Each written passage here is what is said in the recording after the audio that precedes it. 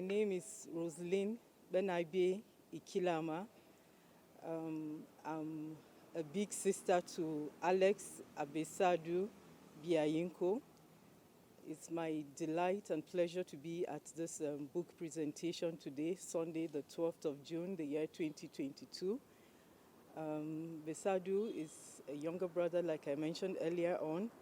His father is an uncle to me, a younger brother to my own father, and I've known him for as long as as old as he is.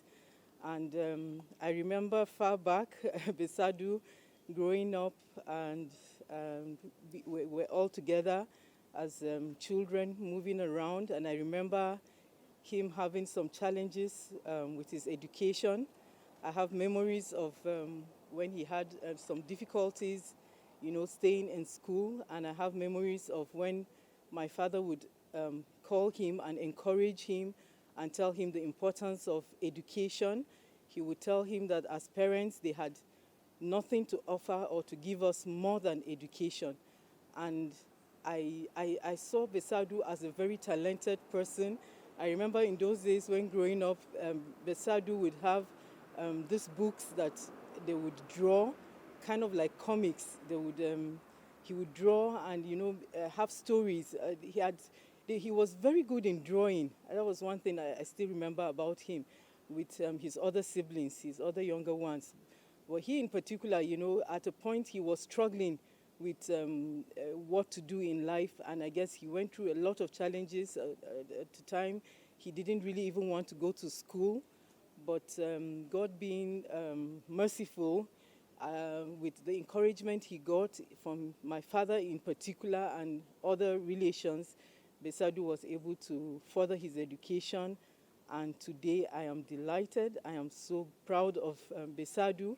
Anytime I have any reason to communicate with him, to speak with him, I always tell him that where he is just the beginning.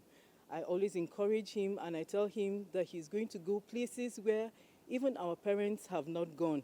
He's going to step to places where his name will be known. And today I am delighted that I'm alive to see some of those things that I would just say, just as words or prayer of encouragement, not really knowing what the future holds, but just praying for him as a younger one.